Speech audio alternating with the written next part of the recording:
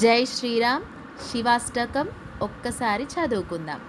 ప్రభుం ప్రాణనాథం విభుం విశ్వనాథం జగన్నాథనాథం సదానందభాజం భవద్భవ్యభూతేశ్వరం భూతనాదం శివం శంకరం శంభుమీశానమీడే గలేరుండమాలం తనౌ సర్పజాలం మహాకాలకాలం గణేశాధిపాలం జటాజూటగంగోత్తరం గైర్విశాలం శివం శంకరం శంభుమీశానమీడే ముదామాకరం మండనం మండయంతం మహామండలం భస్మభూషాదరంతం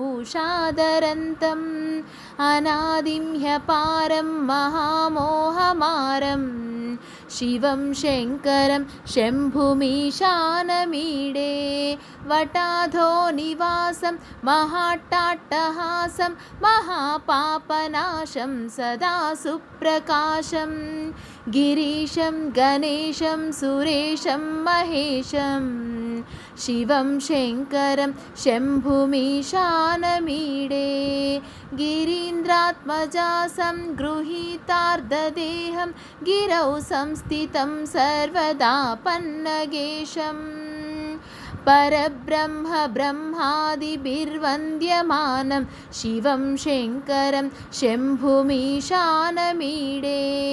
కపాలం త్రిశూలం కరాభ్యాం దదానం పదాంభోజనం రాయకామం దదానం బలివర్ధయానం సురానాం ప్రధానం శివం శంకరం శంభుమీశానమీడే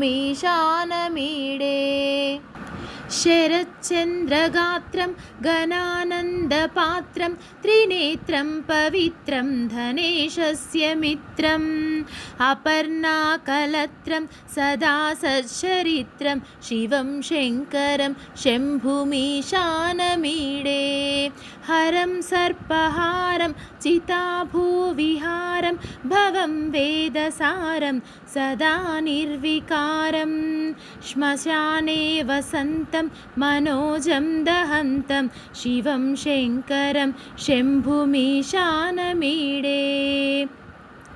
స్తవం యః ప్రభాతే నరశూలపానే పటే స్తోత్రరత్నం త్విహ ప్రాప్య రత్నం సుపుత్రం సుధాన్యం సుమిత్రం కలత్రం విచిత్రై సమారాధ్య మోక్షం ప్రయాతి విచిత్రై సమారాధ్య మోక్షం ప్రయాతి.